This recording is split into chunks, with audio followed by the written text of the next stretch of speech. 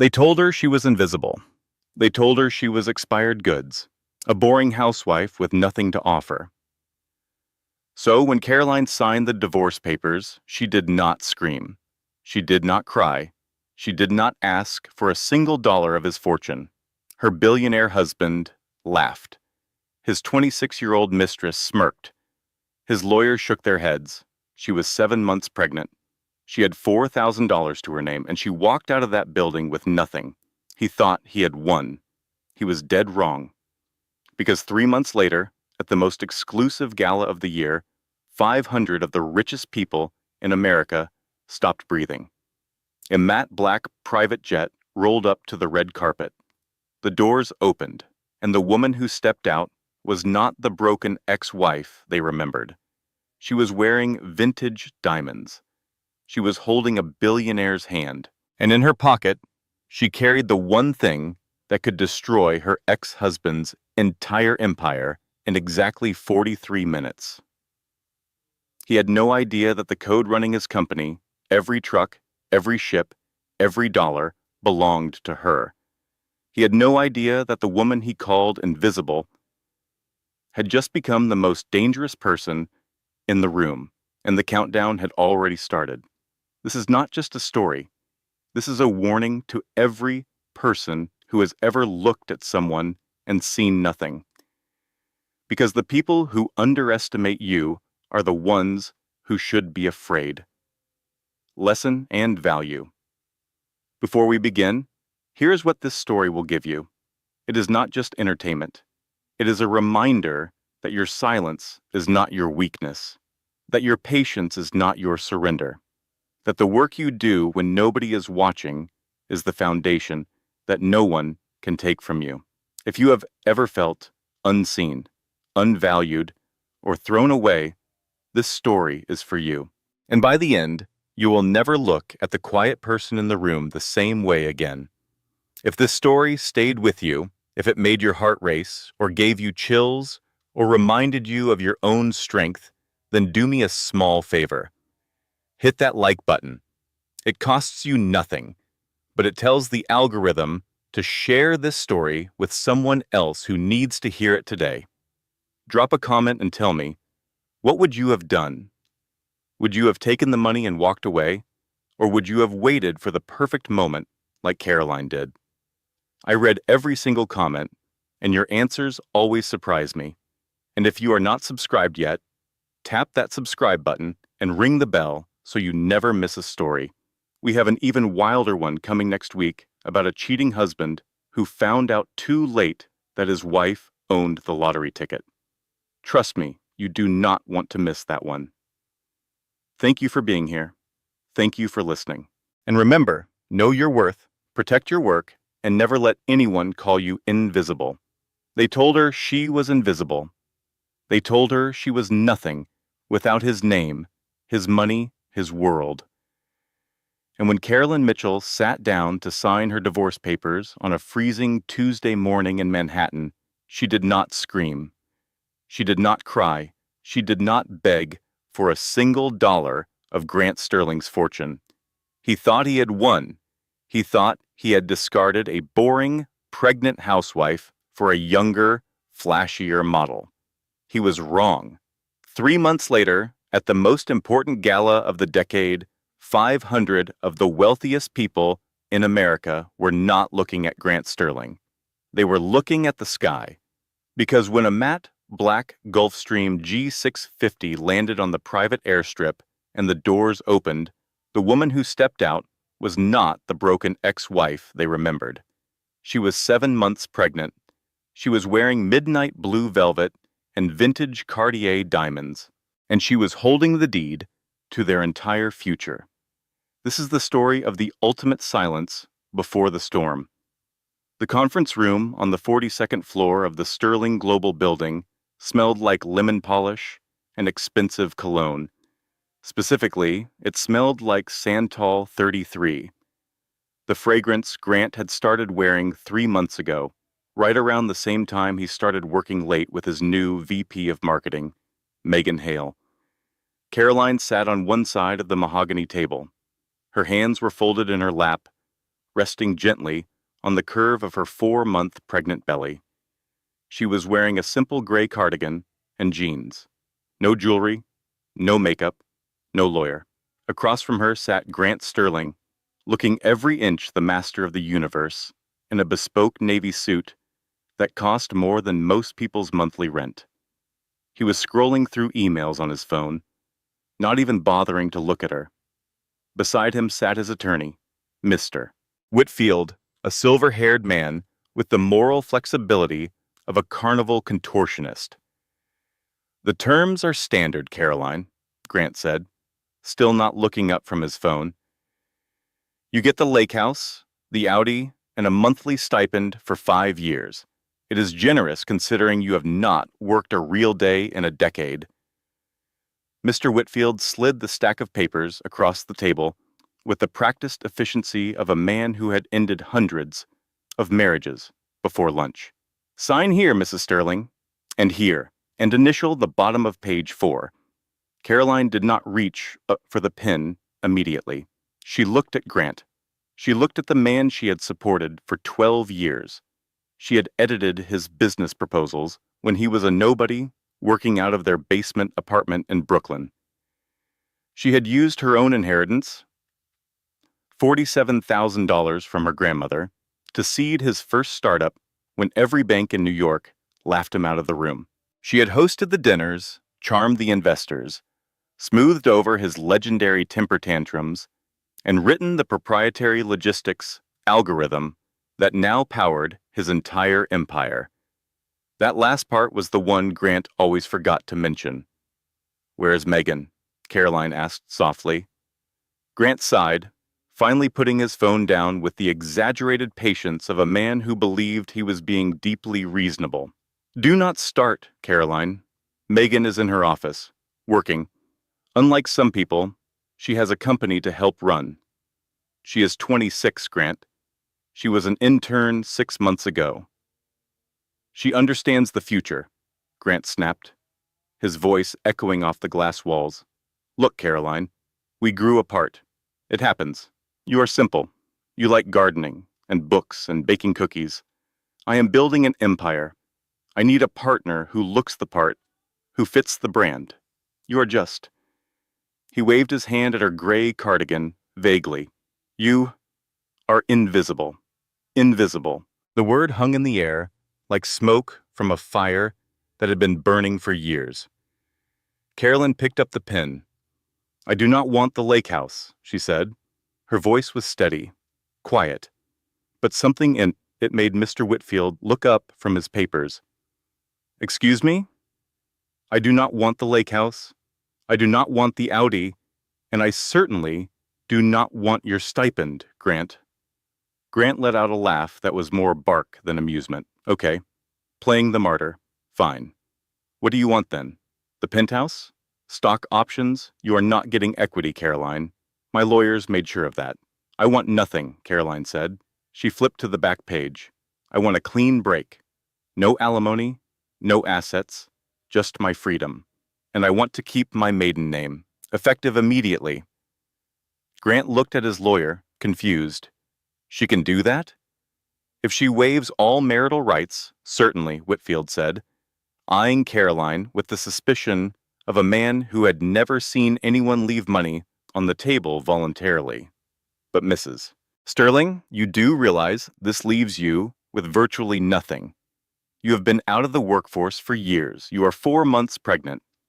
How do you plan to support yourself?" "I will figure it out," Caroline said.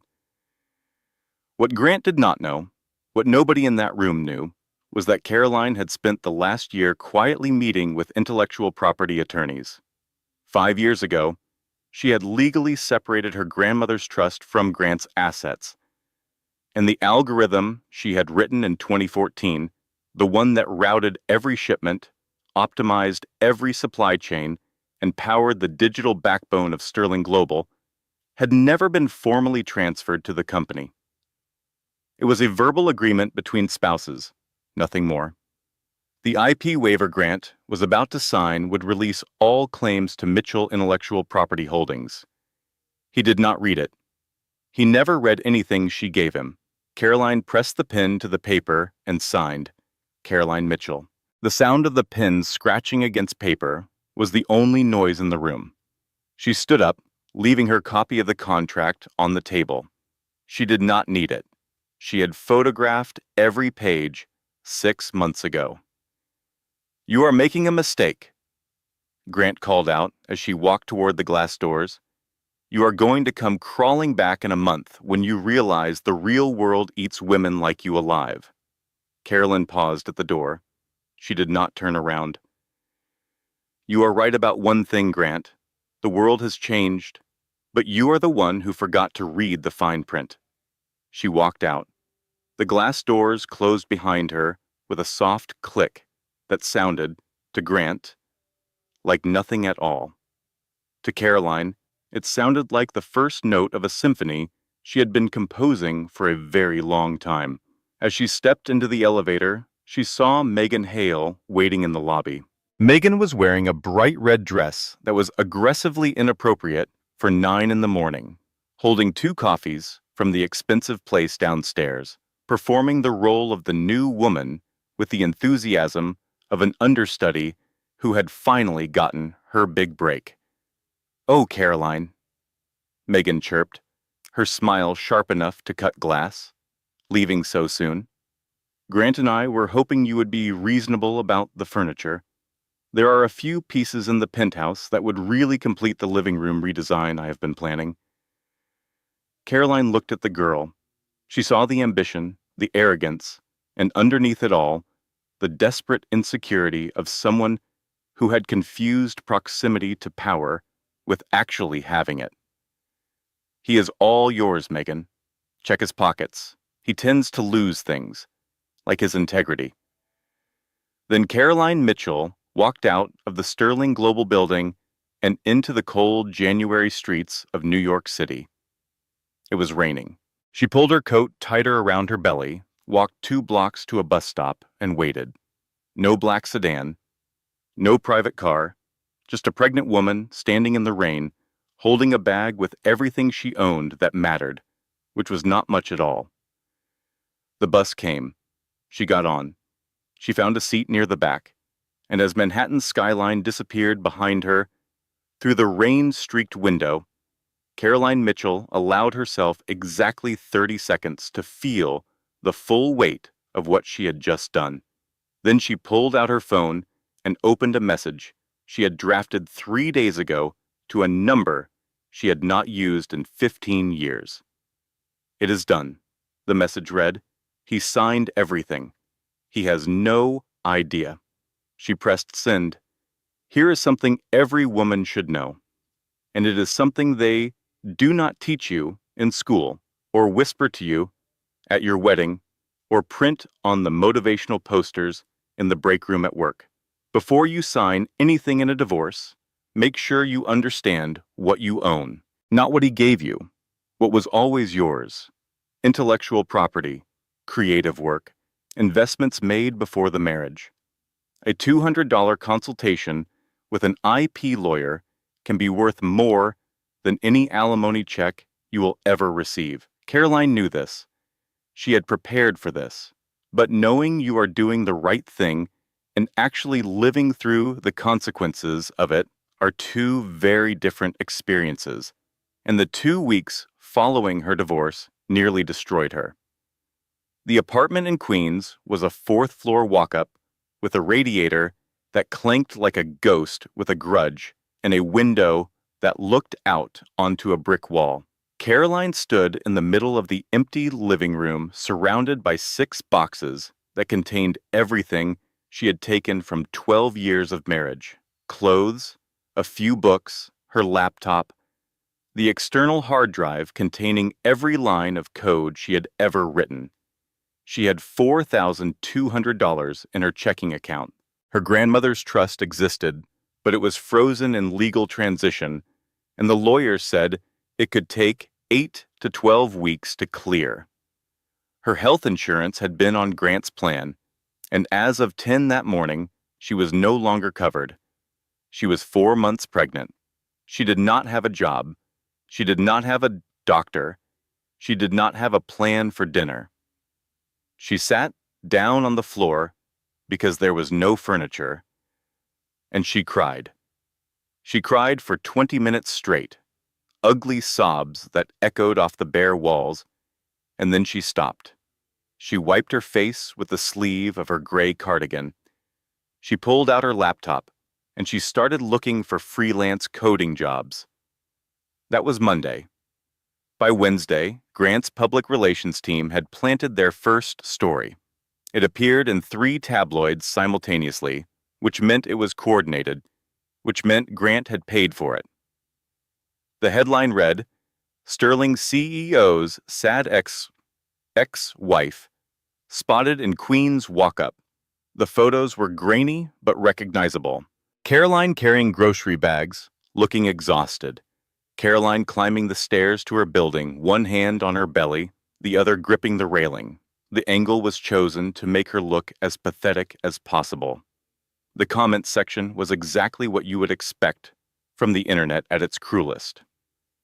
She gave up millions? She is insane. No wonder he left. She let herself go. Who leaves a billionaire voluntarily? She must be crazy. Pregnant and broke in Queens? That is what happens when you do not fight for what is yours. Caroline made the mistake of reading them.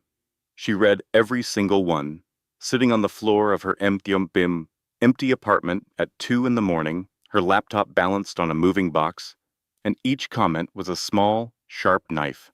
Her phone buzzed constantly that first week, but not with support. It buzzed with silence. The friends she and Grant had shared, the wives of his business partners, the women she had hosted dinners for and bought birthday gifts for and listened to cry about their own marriages, they disappeared one by one. The dinner invitations stopped. The group texts went quiet.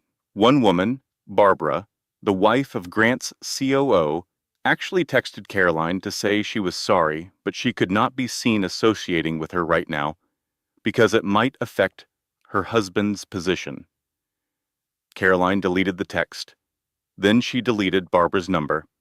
Then she sat in the dark and wondered if she had made a terrible mistake.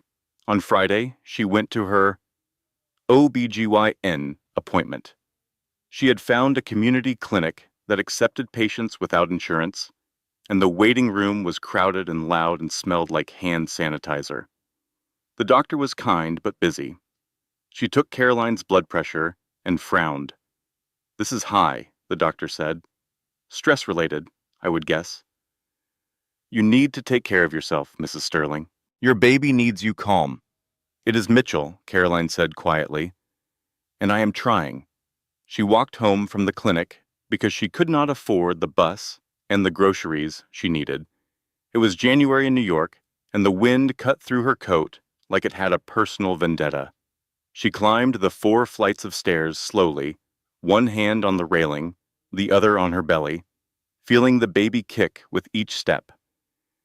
And she thought about Grant in his heated penthouse, with his 26-year-old girlfriend and his $60 million company, and she felt something she had not allowed herself to feel in 12 years. Rage, not the hot, explosive kind, the cold kind, the kind that sits in your chest like a block of ice and does not melt, the kind that makes you sharper instead of weaker, the kind that whispers, "Remember this feeling, because you are going to need it." She reached her apartment door, fumbled with the keys, and pushed it open. The apartment was dark, but it was not empty.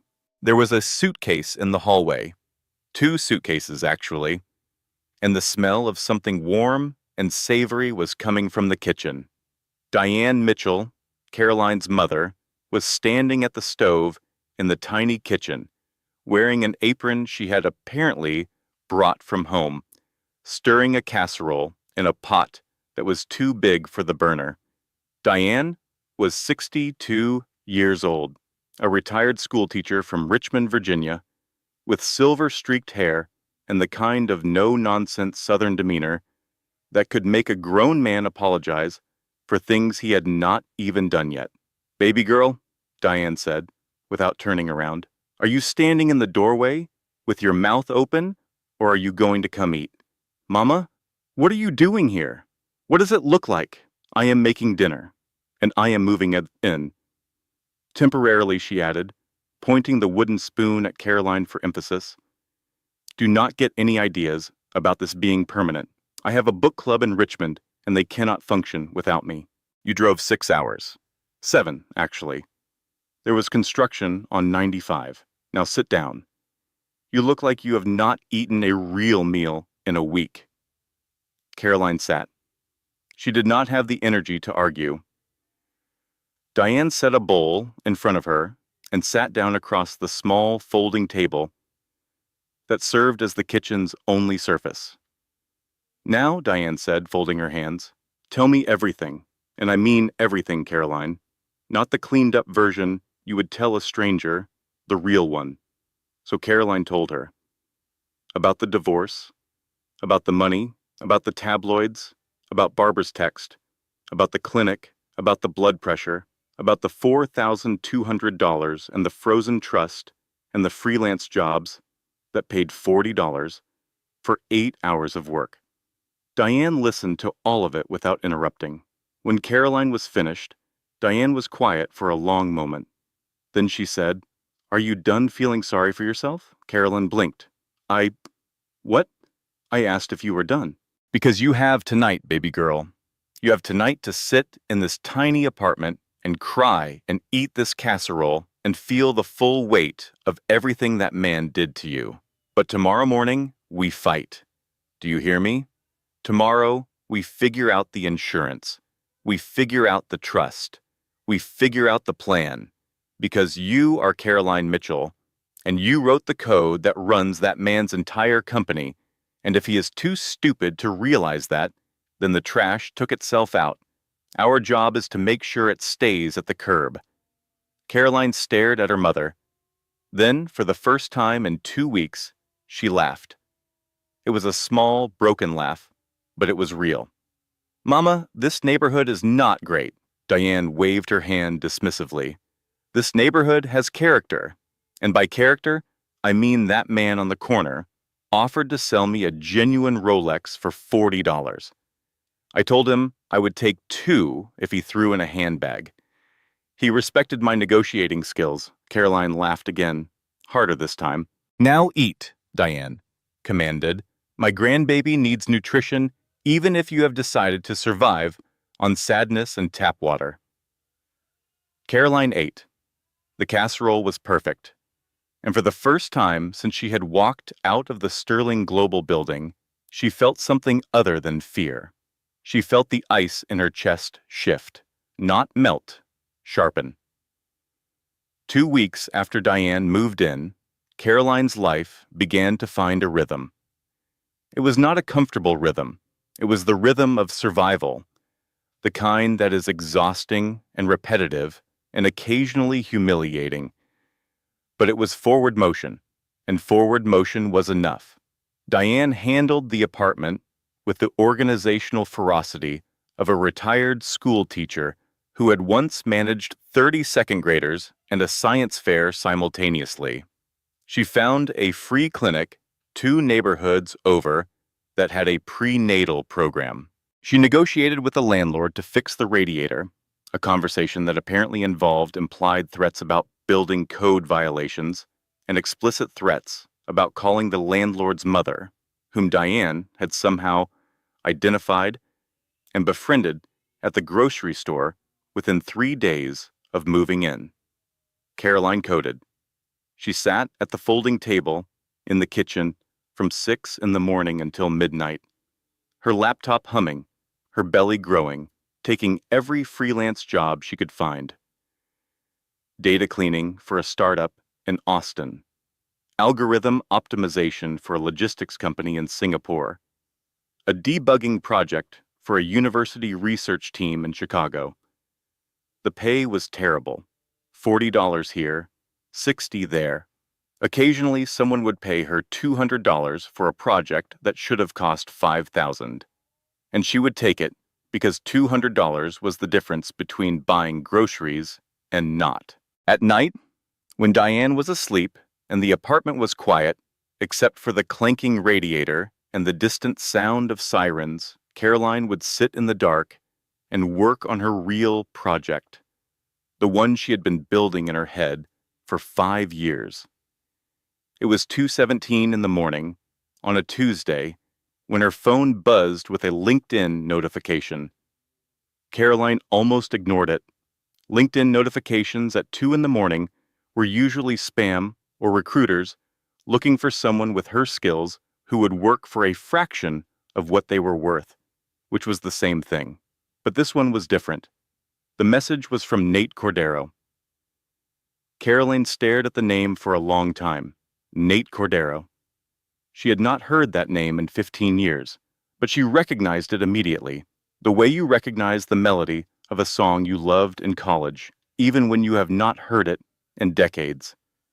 They had met at a coding boot camp in San Francisco in 2009. Caroline was 20 and Nate was 29, and they were the two people in the program who actually understood recursive algorithms and could explain them to each other without condescension. They had spent 3 months building projects together, drinking terrible coffee, arguing about encryption protocols with the kind of passionate intensity that other people reserved for politics or sports. Then the boot camp ended. Caroline moved to New York. She met Grant at a networking event.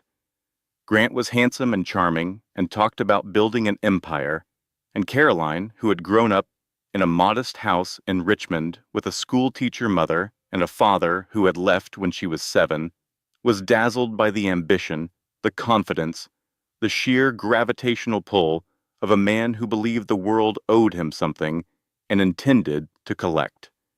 She married Grant. She disappeared into his world, and she lost touch with Nate Cordero. Now, 15 years later, his message glowed on her phone screen in the dark apartment.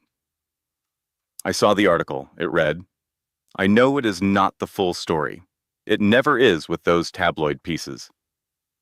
If you ever want to talk about code, not drama, I am around. No pressure. Just one old boot camp friend to another." Caroline read the message 3 times. She almost did not respond. The last thing she needed was another complication, another person in her life who might disappoint her or use her or see her as a project to fix. But the message did not say any of those things. It said code, not drama. It said no pressure. It said, friend. She typed a response. "Thank you, Nate. It has been a long time. I could use a conversation about something other than my own disaster." She pressed send. Then she went back to coding. The baby kicked. They started talking. Not every day, not intensely, but regularly, and always about work. Nate, it turned out, had done well for himself. Extremely well. He had built a venture capital firm that specialized in infrastructure technology, and he had a particular interest in autonomous logistics.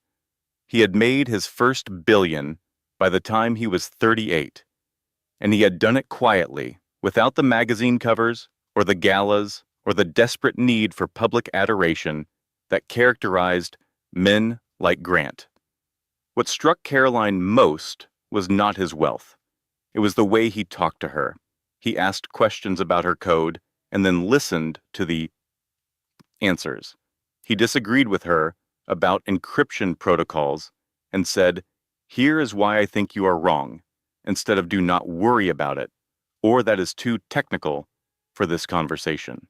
He treated her like an equal, not because he was performing equality, but because he genuinely believed she was his intellectual peer. For the first time in 12 years, Caroline felt like someone saw her brain, not her role. 3 weeks into their conversations, Nate mentioned something casually that changed everything. "I have been quietly acquiring shipping lane contracts in the Pacific through a holding company," he said.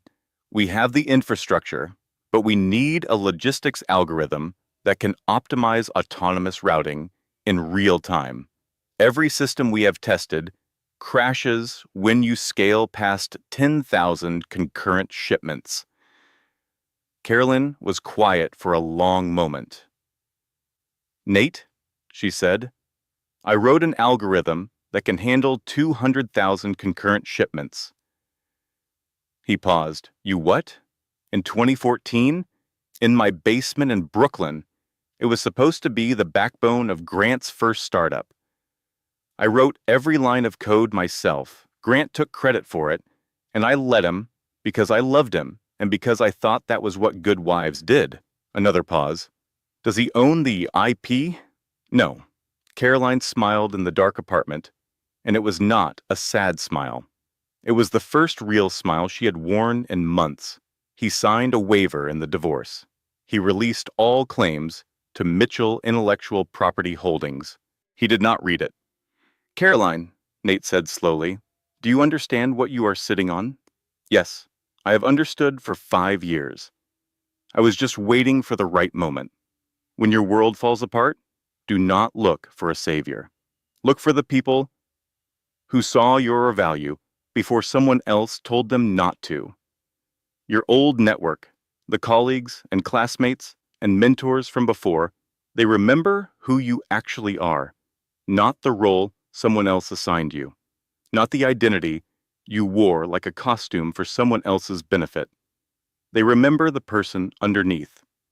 And sometimes, at 2 in the morning, in a dark apartment in Queens, that is exactly the lifeline you need.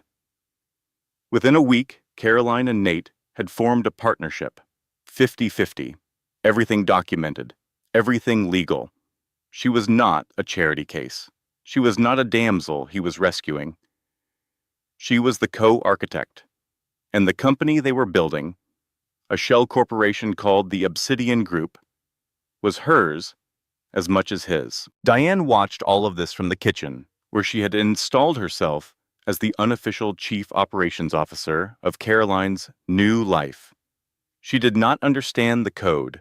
She did not understand the corporate structures, but she understood the look on her daughter's face when she talked about the algorithm, and she understood that it was the first time in 12 years that Caroline looked like herself. I do not understand a word of what you are doing, Diane said, one evening, watching Caroline type furiously on her laptop. But I can tell by the look on your face that somebody is about to have a very bad day. The worst day of his life, Mama. Good. Now go to bed. My grandbaby needs sleep, even if you do not. The next 6 weeks moved fast. Obsidian Group began acquiring logistics infrastructure across the Pacific Rim through a series of shell companies and holding firms that were designed to be untraceable to anyone who was not specifically looking. Nate handled the acquisitions. Caroline handled the technology. Together, they were building a machine that would, at the right moment, give them leverage over every major shipping route in the Western Hemisphere. But the real weapon was not the company. The real weapon was the code. Caroline's algorithm, the one she had written in 2014 in a basement apartment in Brooklyn, while Grant was out drinking with potential investors, was not just a logistics optimization program. It was the kind of generational breakthrough that comes along once in a decade. The algorithm could process 200,000 concurrent shipping routes in real time, predict bottlenecks before they formed, reroute cargo around disruptions with near zero latency, and do all of it with an encryption layer so sophisticated that it had attracted the attention of people far more powerful than Grant Sterling. 2 months after the divorce, Caroline found herself sitting in a windowless room in a government building in Washington, D.C., across from 3 people in dark suits who did not smile.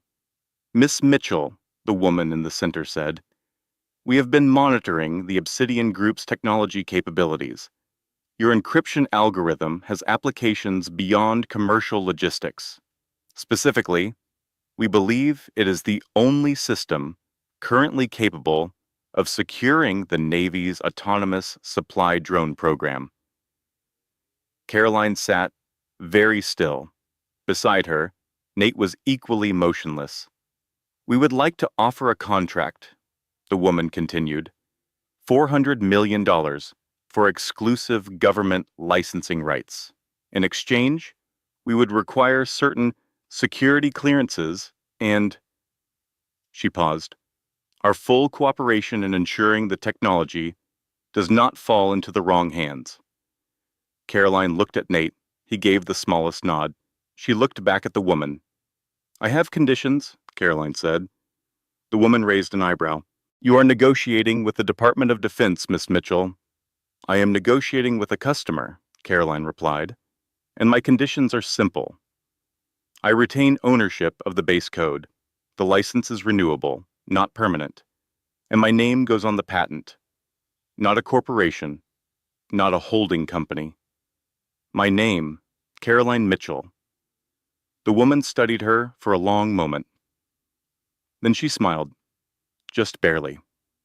I think we can work with that. Back in New York, Caroline sat in her Queens apartment with Diane and Nate, the contract signed, the $400 million deposit processing, and she felt something she had not felt in 12 years. Certainty. Now came the final piece. The algorithm that powered Sterling Global, the one that routed their shipments, managed their supply chain, and generated their quarterly profits, ran on Caroline's code. It always had. And the license for that code had been a spousal courtesy, an informal, unwritten agreement that existed only because Caroline and Grant were married. They were not married anymore. And the IP waiver Grant had signed, the one he had not read because he was too busy texting Megan under the table, explicitly released all claims to Mitchell Intellectual Property Holdings, which meant the license could expire, and Caroline could set the date. She set it for midnight on the night of the Sterling Gala, the biggest event of Grant's year, the night he would parade his success in front of 500 of the wealthiest and most powerful people in America. But she did not just set a kill switch. She built a coffin, hidden inside the routine software update that Grant's IT team had authorized without reading, because nobody at Sterling Global ever read anything. Caroline embedded an automatic audit protocol. When the system rebooted, it would not just shut down the servers. It would scan every transaction from the last 3 months and display the results on whatever screen was connected to the main network. Every transaction, every rerouted shipment, every compliance violation, every dirty shortcut Grant and Megan had taken when they fired the oversight team to save money for their party. You are building a bomb, Nate said quietly, watching her code. No, Caroline said. I am building a mirror. I am going to show him exactly what he built when nobody was watching. And the password? Nate asked. Caroline typed a single word on the screen and smiled. The word was invisible. The gold-embossed invitation arrived on a Tuesday, forwarded from Caroline's Queens address by the building's elderly mailman, who had become surprisingly invested in her story after Diane befriended him with homemade cornbread. The card was heavy, expensive, printed on cream stock with gold lettering. The Sterling Gala, black tie only, the Hamptons. Megan had sent it. Caroline knew this because the handwritten note, tucked inside, said, Thought you might want to see what you are missing. Dress code is formal, so you might want to borrow something. Signed with a little heart. Diane read the note and made a sound that was somewhere between a laugh and a war cry. That little, Diane started. Mama. I was going to say that little biscuit, Diane said innocently. No, you were not. No, Diane agreed.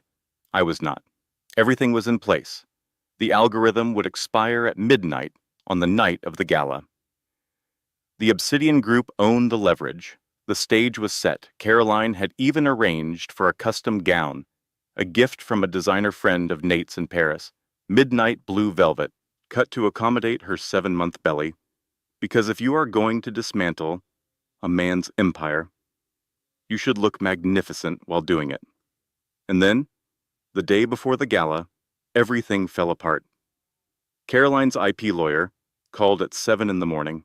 Her voice was tight, the kind of tight that means someone has been awake all night researching and has not found an answer they like. Caroline, we have a problem. Grant's legal team filed an emergency motion this morning in New York State Court. They are claiming the algorithm was created during the marriage and constitutes marital property, regardless of the waiver. Caroline's blood went cold. How? We were careful. Nobody knew about the timeline. Someone talked. Someone close to you. The filing references your coding project specifically. They know you have been working on something. Caroline sank into the kitchen chair. Her mind raced. She had been careful, obsessively careful. She had told almost no one. Nate knew, Diane knew, her lawyer knew, and Patricia Walsh, her college roommate, her oldest friend, the woman she had called 3 weeks ago in a moment of weakness, needing to hear a friendly voice, needing to tell someone that she was not just surviving, but building something extraordinary. Patricia, who is now dating Tom Brennan, Grant's CFO. Oh no, Caroline whispered. Patricia had not meant to betray her. Caroline was certain of that. Patricia was not malicious. She was careless. She had probably mentioned it at dinner, casually. The way you mention a friend's project when you are making conversation with your new boyfriend. And Tom, who was loyal to Grant the way dogs are loyal to whoever feeds them, had connected the dots and picked up the phone. If the judge grants a temporary restraining order, the lawyer continued, you cannot activate the kill switch. The entire plan is dead. And once they refile in the correct jurisdiction, which they will figure out within 48 hours, the window closes permanently. Caroline sat in the kitchen, 7 months pregnant, betrayed by a friend, legally cornered, 24 hours before the most important night of her life. The casserole Diane had made that morning sat untouched on the counter. So what are we going to do? Diane asked from the doorway. She had been listening. Diane always listened. I do not know, Mama. I really do not know. Diane sat down across from her. She poured 2 cups of tea from the pot she kept permanently warm on the stove. She slid one across the table. Well, I do, Diane said. You are going to call Nate. You're going to put on your thinking cap. And you are going to find another door. Because when God closes a window, sometimes you just have to kick down the wall. That is not how the saying goes, Mama. I improved it. Caroline called Nate. She told him everything. There was a long silence on the line. The kind of silence that could mean defeat or could mean someone very smart was thinking very fast. Then Nate said, They filed in New York State Court? Yes. Your IP is registered in Delaware? Yes, but they could refile. They could, but they filed the emergency motion in the wrong jurisdiction. It is procedurally invalid. A New York State judge cannot grant a TRO on Delaware registered intellectual property without first transferring venue. That takes a minimum of 72 hours. Caroline felt the ice in her chest crack. Not break. Crack. So, we have a window, she said. We have one night, Nate replied. The Gala. After that, they refile correctly and we are locked out. Whatever we are going to do, we do it tomorrow night or we do not do it at all. Caroline looked at Diane. Diane looked back at her with the steady, fierce expression of a woman who had raised a daughter alone and was not about to let that daughter's work be stolen by a man in an expensive suit. We go tomorrow night, Caroline said. That is my girl, Diane said. Now eat your breakfast. You are going to need your strength. The venue was an exclusive, private airfield in the Hamptons that Grant had rented and converted into a crystal ballroom. He had spent $1.2 million on the transformation, which was ironic given that he had fired his entire compliance team 2 months earlier to save money. The hangar glittered with crystal chandeliers. silk drapery, ice sculptures shaped like the sterling global logo, and the nervous energy of 500 people who had paid $10,000 a plate to eat tiny food and tell Grant Sterling how wonderful he was. Private jets were parked on the tarmac as backdrops for photographs, a display of excess that bordered on parody. Paparazzi lined the red carpet. Camera flashes popped like fireworks. Grant and Megan were working the line, and Megan was radiating the kind of aggressive glamour that only deep insecurity can produce. She wore a gold-sequined dress that left very little to the imagination and even less to good taste. Her smile was blinding and completely empty. "Mr. Sterling? Mr. Sterling!" a reporter yelled. "Is it true Sterling Logistics is looking to acquire the Asian shipping markets?" "We are always expanding," Grant beamed, flashing the veneers he had gotten last month. "Nothing can stop Sterling Global." Behind them, inside the hangar, the party was already in full swing. Champagne was flowing. The governor was there. Silicon Valley heavyweights were there. Victoria Ashford, the grande dame of New York philanthropy, who hosted the event every year, was holding court near the ice sculpture, offering compliments that were 50% kindness and 50% threat. Then, the ground began to vibrate. It was not the bass from the DJ. It was not the catering trucks. It was a turbine engine, and it was getting louder. The crowd on the carpet fell quiet. Heads turned. Phones came up. Something was approaching from the east end of the runway, and it was not slowing down. "Is someone else arriving?" Megan asked, annoyed. She adjusted her hair, which the wind from the approaching aircraft was already disturbing. Everyone was supposed to be here by 8. "Probably late arrivals," Grant said, waving it off. "Maybe some tech guy trying to make an entrance." But it was not a normal landing. A sleek matte black Gulfstream G650, one of the most expensive private jets in the world, taxied slowly and deliberately toward the red carpet. It did not park in the background with the other jets. It rolled right up to the velvet ropes, the engines whining to a halt, the thrust blowing Megan's carefully sprayed hair into a spectacular mess. The insignia on the tail was not a standard registration number. It was a stylized silver phoenix. "Who the hell is that?" Grant muttered. "Security. Tell them to move that plane." Before security could move, the stairs lowered. The paparazzi went absolutely silent, which is something paparazzi almost never do because paparazzi are paid to make noise. But there was something about this moment that demanded silence, the way a church goes quiet before the sermon, the way an audience holds its breath before the curtain rises. First, a pair of black heels stepped onto the tarmac. Then a dress of deep, midnight blue velvet appeared, custom cut to accommodate a beautiful 7-month pregnant belly, elegant and commanding, the kind of dress that does not try to be noticed because it does not have to try. Diamonds glittered at the throat, real diamonds. Heavy vintage, Cartier diamonds that caught the camera flashes and threw them back like stars. Caroline Mitchell stepped out of the jet and paused at the top of the stairs. She was not slouching. She was not hiding. She was radiant, the kind of radiant that has nothing to do with makeup or lighting and everything to do with a woman who knows exactly who she is and exactly what she is about to do. A gasp rippled through the crowd. Is that his ex-wife?" Someone whispered, loud enough for the microphones to catch. "No way," another replied. "She looks like she owns the place."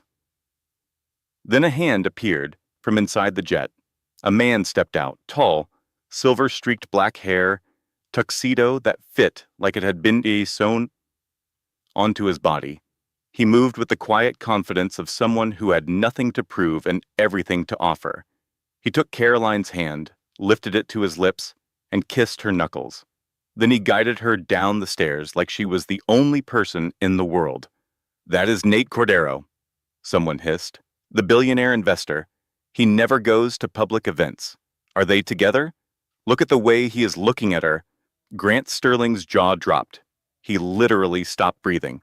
The color drained from his face so fast it was almost medically concerning.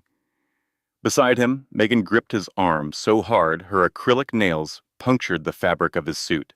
Caroline and Nate walked down the red carpet, ignoring the press, ignoring the cameras, heading straight for Grant. The crowd parted like water before a ship. Caroline stopped 3 feet away from her ex-husband. She looked at Megan. She looked at Grant. She did not smile. She did not look angry. She looked bored, the way you look at a restaurant menu when nothing appeals to you. "Hello, Grant," Caroline said. Her voice was smooth, confident, and carried perfectly in the silence. "You sent the invite. I assumed you wanted to meet the new owner of your supply chain." Grant blinked. Sweat appeared instantly on his forehead. "What are you talking about?" Nate stepped forward. He did not raise his voice. He did not need to. He was the kind of man whose whisper carried more weight than other men's shouts. "She means, Mr. Sterling, that we have a great deal to discuss before midnight. Shall we go inside?" The inside of the hangar was a kaleidoscope of crystal, silk, and the desperate energy of 500 people who had paid enormous sums of money to be seen in the right place at the right time. The air smelled of expensive catering, champagne, and the faint chemical tang of dry ice from the fog machines Grant had insisted on because he thought they were cinematic. When Caroline and Nate entered the main ballroom, the room did not just go quiet. It shifted. The gravity of the party, which had been centered on Grant Sterling and his gold, sequined girlfriend for the past hour, swung toward them like a compass needle finding north. Richard Ames, the CEO of a major shipping rival, was the first to approach. "Miss Mitchell," he said, extending his hand with genuine warmth, "I have heard extraordinary things about the Obsidian Group. Sebastian told me. I mean, Nate told me you are the architect." Then Senator Bradley appeared. Then Victoria Ashford herself, who took Caroline's arm with the proprietary grace of a woman who always knew where the real power in a room was located. Grant watched from the ice sculpture as his biggest investors, the men and women he had courted for years with expensive dinners and golf outings and flattery so thick you could spread it on toast, drifted away from him and toward the pregnant woman in the blue dress. "Breathe," Nate whispered to Caroline as a waiter offered them sparkling water. "They are terrified of you. They are terrified of you," Caroline corrected. "No," Nate said, and his eyes were serious. "I'm just money. You are the mystery. Look at them. They're trying to figure out how the housewife became the woman wearing diamonds worth more than this entire building." Across the room, Megan Hale was imploding. Her gold dress, which had felt so triumphant an hour ago, now looked garish compared to Caroline's understated elegance. She downed her third martini in 15 minutes and grabbed 2 of her friends, a pair of influencers she had hired as brand ambassadors, and marched toward Caroline with the strategic subtlety of a woman who has confused aggression with confidence. Caroline was laughing at something Victoria Ashford had said when Megan's voice cut through the conversation like a saw through plywood. Well, Megan said, blasting a fake sympathetic smile that fooled absolutely no one. "I am surprised you actually came, Caroline. I did not think you would be comfortable in a crowd like this. It is a bit above your pay grade, is it not?" The circle of CEOs and philanthropists went silent. It was a direct, classless, shockingly public attack on a pregnant woman, and even in a room full of people who had built their careers on ruthlessness, it was a line too far. Caroline turned slowly. She looked at Megan the way a scientist looks at a specimen under glass, with clinical detachment and mild professional interest. "Hello, Megan," Caroline said calmly. "The party is lovely. although the lighting is a bit harsh for that fabric. Polyester reflects so poorly under fluorescent. Several people in the circle turned away to hide their smiles. Victoria Ashford did not bother hiding hers. "It is custom silk," Megan snapped, her cheeks reddening. "But I would not expect you to know fashion. Tell me, did you blow your entire alimony check on that rental dress? Or did Mr. Cordero pay for it? It is sad, really, trading one man for another just to stay relevant." The room gasped. Attacking a pregnant woman's dignity and accusing her of being a kept woman in front of 500 witnesses was the social equivalent of pulling the pin on a grenade and then holding it. Nate took a step forward, his eyes darkening, but Caroline placed a hand on his chest. She did not need him to fight this battle. She stepped closer to Megan. Her voice was low, but in the perfect silence of the room, it carried to every corner. "Let me clarify a few things," Caroline said. "First, I did not get alimony. I declined it. Every cent. Second, this dress is not a rental. It was made for me by a designer who happens to be a friend. And third, I did not trade one rich man for another. I upgraded my entire life." She paused. The silence was absolute. "You think you won, Megan? You think you stole Grant from me?" Caroline let out a soft laugh, and it was the coldest sound in the room. "I left the door unlocked, Megan. I left the leash on the table. You did not catch a prize. You caught a problem. And judging by the way Grant is sweating over there by the buffet, checking his phone every 30 seconds, I would say the problem is about to become unmanageable." At that exact moment, across the room, Diane Mitchell was holding court at the shrimp table with the senator's wife, loudly narrating the evening. "My daughter? Oh, she is the one in the blue. She is about to do something that is going to make the evening news. But do not worry. She is also due in 2 months, so it will not be too dramatic. Would you pass the cocktail sauce? 10:45 at night." Behind black curtains, in a makeshift office at the back of the hangar, the mood was funeral. Grant's chief technology officer, a brilliant but currently terrified young man named Dave, was typing furiously on a laptop while sweat dripped down his temples. 3 monitors on the folding table showed cascading error messages, each one worse than the last. "What do you mean, access denied?" Grant screamed, slamming his hand on the desk so hard that one of the monitors wobbled. His tie was loose, his jacket was off. The master of the universe was unraveling. "I do not know, Grant," Dave shouted back, his voice cracking. "It is the legacy code, the core logistics kernel. It is locking us out. It started with the Asian servers 45 minutes ago, and now it is spreading to Europe. Our trucks are not getting routing data. Ships are sitting in ports because the digital manifests are encrypting themselves." "Then fix it," Grant roared. "Reboot it. Bypass it. Write new code. Do something." "I cannot," Dave yelled. "The source code has a timestamp signature. It looks like a license expiration." He pointed to the screen with a shaking finger.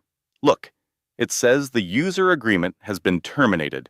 Grant pushed Dave aside and stared at the screen. A single line of text blinked in green against a black background. "License holder. Mitchell Intellectual Property Holdings. Status? Expired." Grant stared at the name. Mitchell. His blood ran cold. Not Sterling, Mitchell. He remembered the conference room 3 months ago. The gray cardigan. The quiet voice. "I want to keep my maiden name immediately. I want a clean break." The asset waiver he had signed without reading, because he wanted to get to lunch with Megan, and because he had never, not once in 12 years, bothered to understand what his wife actually did on that laptop in the basement. "No," Grant whispered. "That is impossible. She is a housewife. She does not know how to code like this." Dave's voice was trembling now. "Grant, whoever wrote this base code 10 years ago, they put a dead man's switch in it. It was dormant the entire time.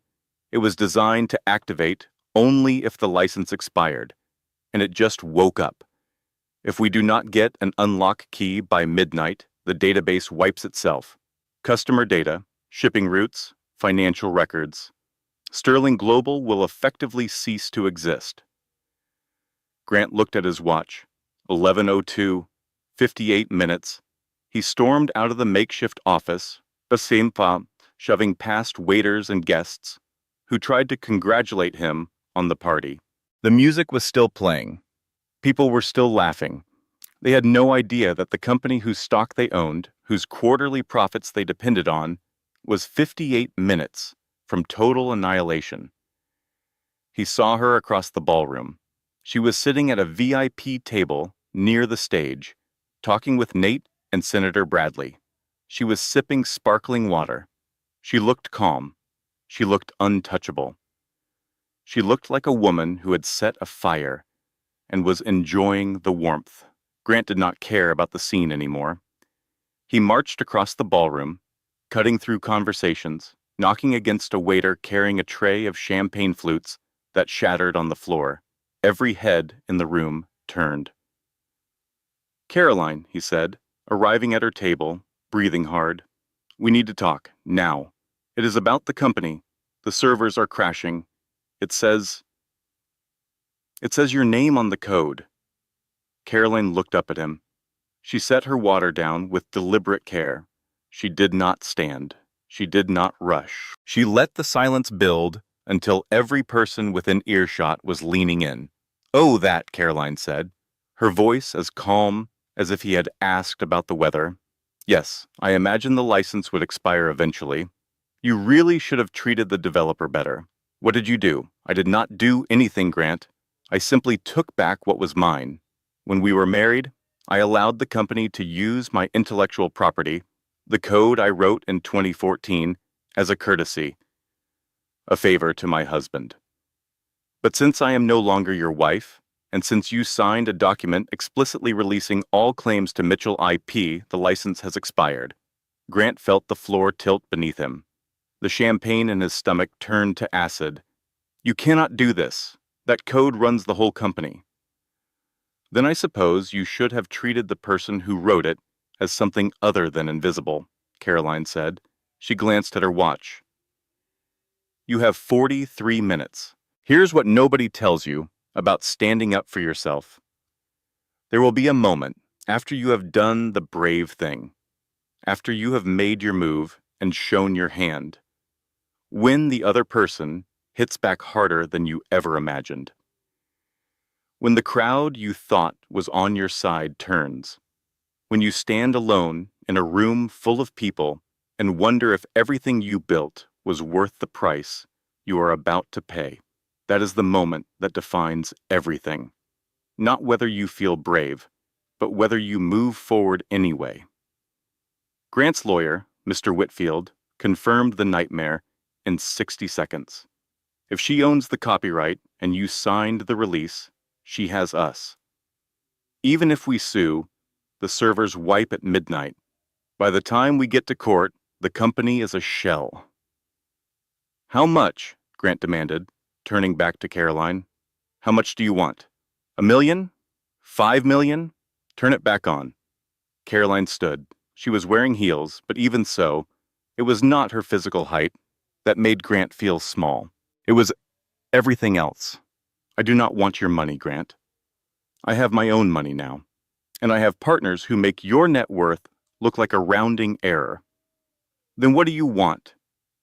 "I want you to go up to that stage," Caroline said, her voice low enough that only Grant and the people at the surrounding tables could hear. "I want you to take the microphone, and I want you to tell everyone the truth, not the story about how you built this company from nothing, the truth about who built the technology, who funded the startup, and who you threw away when you thought you were big enough to stand on your own." Grant recoiled like she had struck him. "I cannot do that. It is career suicide." "Then enjoy the bankruptcy." "Tick-tock, Grant." Grant looked around the room. He looked at the countdown on his phone, 41 minutes and falling. He looked at Megan, who was over by the bar taking selfies with her influencer friends, completely oblivious. He looked at the 500 guests who were about to lose millions if the servers wiped. He walked toward the stage. He signaled for the microphone. The lights dimmed. A spotlight hit the podium. Grant Sterling walked up the stairs, looking like a man walking to his own execution. "Ladies and gentlemen," he began, his voice cracking against the microphone. "Could I have your attention for a moment?" The crowd quieted. Megan beamed from the front row, assuming this was the speech about record profits. She held up her phone to record. "There is something I need to say about the success of Sterling Global," Grant continued, his hands white-knuckled on the podium, "about how we got here." He looked at Caroline in the back of the room. She was checking her watch. And then Grant Sterling did something that nobody expected. Instead of confessing, he attacked. "Ladies and gentlemen," he said, his voice suddenly louder, harder, "my ex-wife is trying to extort this company tonight. She has rigged our systems, and she is holding our data hostage. And I want you to know something." He paused, and when he spoke again, his voice carried the venom of a man with nothing left to lose. "That baby she is carrying, I have serious doubts about the paternity. She was spending nights with Nate Cordero before our divorce was even final." The crowd erupted in murmurs. 500 phones came out. The narrative shifted in an instant. Suddenly, Caroline was not the wronged wife. She was the cheater, the extortionist, the woman who had betrayed her husband and was now trying to steal his company with her billionaire boyfriend. Caroline felt the room turn against her. She felt the whispers hit her like physical blows. She felt her blood pressure spike, felt the baby kick hard, felt Nate grip her arm, and Diane stand up from the shrimp table with murder in her eyes. "That man is a liar," Diane started. "Mama," Caroline said, "sit down, please." She stood alone, pregnant, publicly humiliated. The whispers were everywhere. She could see people pulling out their phones, texting, tweeting, sharing. The story was already spreading. Pregnant ex-wife exposed at Gala, paternity questions, extortion attempt. Everything she had built was collapsing, not because of the law, not because of the code, but because of a lie told to 500 people and live-streamed to the world. Caroline closed her eyes. She put her hand on her belly. She felt her daughter move, and then she walked to the stage. She did not grab the microphone. She asked for it, politely, which somehow made the moment more powerful than any dramatic gesture could have. "Grant just questioned the paternity of our child," Caroline said into the microphone. Her voice was steady, barely. "So let me show you who this man really is." She signaled the tech booth. The massive screen behind the stage lit up, and one by one, the evidence appeared. First, time-stamped code commits from 2014. Every single one under Caroline Mitchell's developer credentials. The original algorithm, written years before Sterling Global even existed, with version history and digital signatures that could not be faked. Second, bank records showing Caroline's grandmother's inheritance, $180,000, funding Grant's first startup. Money he never repaid. Money he never even acknowledged. Third, text messages between Grant and Megan, dated 3 months before the divorce was filed. The room went silent as the words appeared on the 60-foot screen. "Do not worry about Caroline. She is clueless. She thinks I still love her." And finally, a paternity test, taken voluntarily 1 month ago. Results certified by an independent laboratory. The baby is Grant's. 99.98% match. "I took the test because I knew you would try this, Grant," Caroline said, looking directly at him. "I know you better than you know yourself. That was always the problem." The room erupted, not in murmurs this time, in outrage. 500 people who had been ready to believe the worst about a pregnant woman 30 seconds ago, now turned on Grant Sterling with the fury of people who realized they had been manipulated. The countdown on the screen behind them hit 3 minutes. Caroline addressed the board of directors, who were huddled near the front table, looking like men who had just watched their retirement accounts catch fire. "You have a choice," Caroline said. "Sign the transfer of 51% voting shares to the Obsidian Group. My code stays active. Your investments are safe. The company survives under new management. Or let the clock run out and explain to your shareholders tomorrow morning why they are bankrupt, because your CEO could not keep his hands off the intern." Grant signed the document with 45 seconds to spare. His hand shook so badly that the signature was barely legible, but it was witnessed by 500 people and live-streamed to the world. Megan screamed at him. "You gave away the company.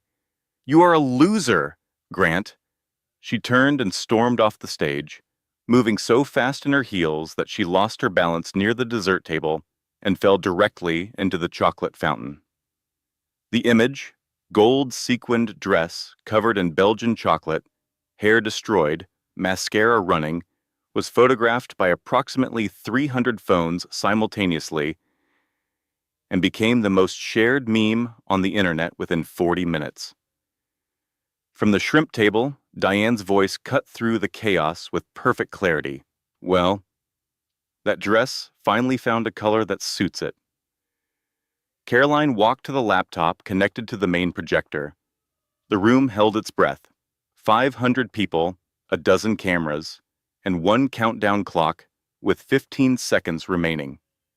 She typed a single word, the word Grant had used to describe her in the divorce lawyer's office, the word he had thrown at her like it was nothing, the word that had burned in her chest for 3 months, like a coal she could not put out. She typed invisible. She hit enter. The red screen flashed green. System restored. License renewed. Owner. Obsidian Group. The countdown stopped at 05 seconds. The room exhaled as one, and then they began to applaud. Not for Grant Sterling, who stood at the podium looking like a man whose soul had been surgically removed. They applauded for the pregnant woman in the blue dress who had just executed the most spectacular corporate takeover in American history without raising her voice. 6 months later, the morning sun hit the glass facade of the newly renamed Porter Cordero Global Tower in Manhattan. The Sterling sign had been removed on Caroline's first day as CEO. She had it melted down and recycled into paperweights, which she distributed to the interns with a note that read, "Never let anyone else take credit for your work." The corner office on the 42nd floor was unrecognizable. Gone were Grant's leather chairs, the wall of magazine covers, the ostentatious displays of ego. The room was now open and airy, filled with plants and books and the kind of natural light that made you want to think clearly. A photo of Lily, born healthy 3 months ago, sat on the desk next to a cup of coffee that was going cold because Caroline had been staring out the window for 20 minutes. The company had tripled in stock value since the night of the gala. The Department of Defense contract was thriving. The autonomous drone logistics program was ahead of schedule. Porter Cordero Global was not just a success. It was a phenomenon. But Caroline was not celebrating. She was staring at the skyline with an expression that was not triumph. It was something quieter, something harder to name. "You have been staring at that skyline for 20 minutes, Diane said from the doorway. She was carrying 2 coffees and wearing an apron because Diane wore an apron everywhere, including the corner office of a multi-billion-dollar corporation. "What is wrong? You own half of it." "I thought winning would feel different, Mama." "Different how?" Caroline was quiet for a moment. "I thought I would feel happy. I just feel tired and a little sad. I wasted 12 years on someone who could not see me. 12 years of editing his proposals and hosting his dinners and writing his code and pretending that being invisible was the same as being humble. It was not humility, Mama. It was erasure, and I let it happen. Diane set the coffees down. She pulled a chair over and sat across from her daughter, the way she had sat across from her at the tiny folding table in Queens and at the kitchen table in Richmond before that, and at every kitchen table of Caroline's life where something important needed to be said. Baby, you did not waste those years. You survived them, and you learned something most people never learn until it is too late. You learned that your silence is not your weakness. Your silence was just the deep breath before the scream, and when you finally screamed, the whole world heard it. She looked at the photo of Lily on the desk, and you made a whole human being in the process. Two, actually, if you count the company. Caroline smiled. It was small and tired and real. Healing is not a straight line. You can win everything and still mourn the life you thought you were going to have. That is not weakness. That is being human. Give yourself permission to feel all of it. The victory and the grief, the power and the exhaustion, the pride and the sadness. You earned every single one of those feelings. Do not let anyone, not even yourself, tell you that winning means you are not allowed to be tired. The door opened. Nate walked in carrying a newspaper and a bag of bagels, because he had learned early in their partnership that Caroline made better decisions when she had eaten. Have you seen page 6? Nate asked, setting the paper on her desk. Caroline glanced at it. A small, grainy photo showed Grant Sterling in an orange jumpsuit, picking up trash on the side of a highway in New Jersey. The headline read, ex-CEO, Sterling denied bail in federal negligence case. Former mistress turned state witness, Jessica testified against him? Caroline asked. Megan, Nate corrected gently. Saying like a bird, she claimed he forced her to ignore the compliance logs. It did not save her, though. She is facing probation and a lifetime ban from holding any corporate officer position. She is currently trying to sell her story to a reality television show. No network is buying. Caroline looked at the photo of Grant in his jumpsuit. She waited to feel something. Satisfaction. Vindication. The sweet, burning pleasure of revenge. But what she felt was simpler than that. She felt the indifference you feel for a stranger on the street. He was no longer a part of her story. He was a footnote. Then Nate said something that changed everything. There is something else, he said, and his voice had a careful quality to it that Caroline had learned to pay attention to. Tom Brennan, the CFO who flipped, he gave the federal investigators Grant's second set of books. And Grant was laundering money. Through the Sterling Foundation. Caroline went very still. The Sterling Foundation, the children's charity she had co-founded with Grant 8 years ago. The organization that funded pediatric hospitals, after-school programs, literacy initiatives, in underserved communities. The one thing from her marriage that she had believed was genuinely good. The hospitals, Caroline whispered, are fine, Nate said quickly. The donations were real. The programs are funded. It is the source money that is dirty. Grant was using the foundation to clean cash from the unmanifested shipping containers, the ones the compliance team would have caught if he had not fired them. Caroline stared at Nate. Then she stared at the newspaper. Then she stared at the photo of Lily on her desk. She had prepared for many things. She had prepared for the legal battle, the public scrutiny, the corporate warfare. She had not prepared for this.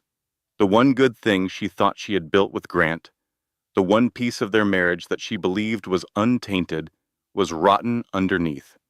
I have to go public, Caroline said. Nate nodded. I know. And it will be hard. Harder than the gala, harder than the divorce. I know. Caroline held a press conference the next morning.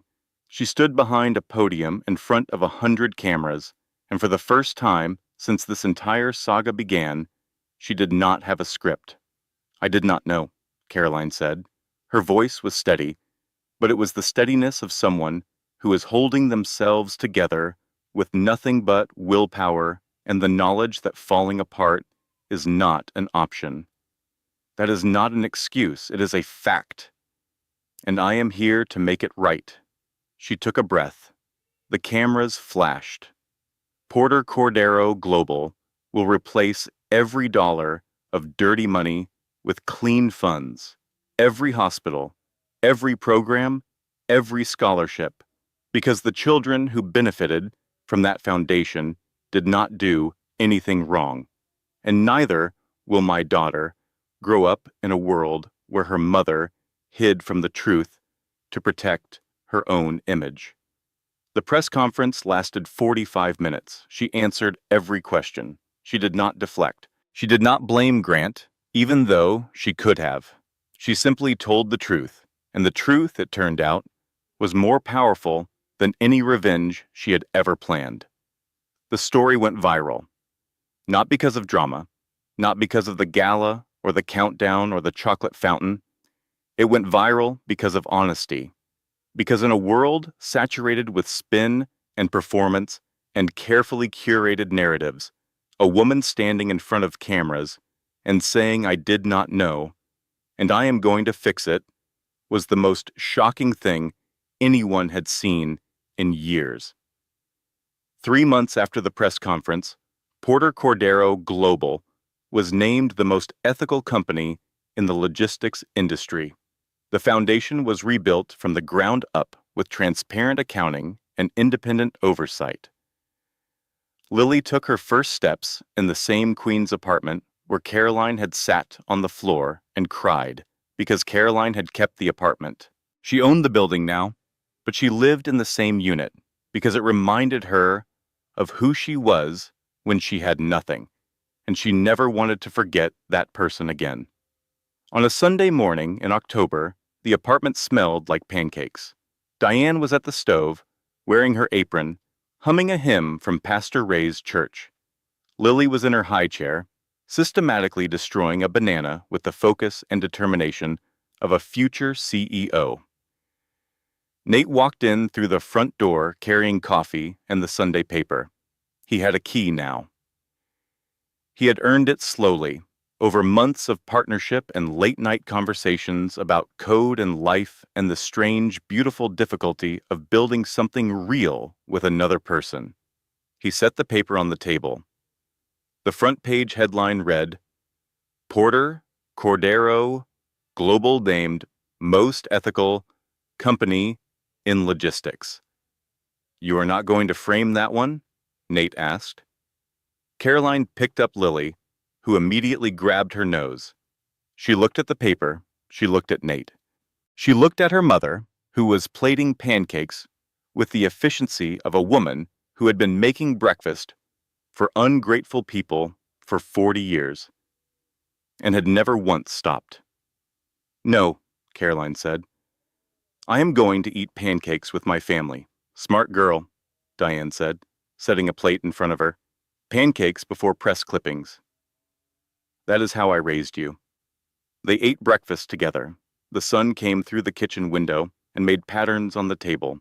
Lily laughed at nothing, the way babies do, and the sound filled the small apartment like music. Caroline Mitchell did not get revenge. She got something better. She got her name back. She got her work back.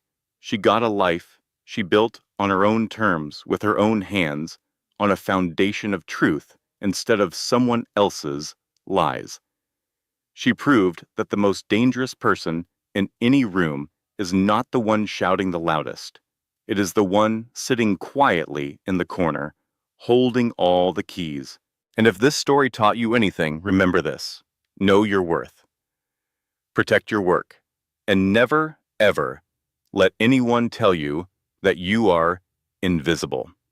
Because the people who underestimate you, they are the ones who should be afraid. What would you have done differently? Would you have taken the alimony or walked away clean like Caroline? Tell me in the comments. I read every single one. And if this story gave you chills, hit that subscribe button and ring the bell. Next week, we have an even crazier story about a cheating husband who found out too late who actually owned the lottery ticket. You will not want to miss it. Thanks for watching. This content was carefully researched, developed, and manually edited by our team to deliver meaningful storytelling with real-life lessons. Every character, every twist, and every word was crafted with one purpose: to entertain you while leaving you with something worth remembering. Thank you for supporting original content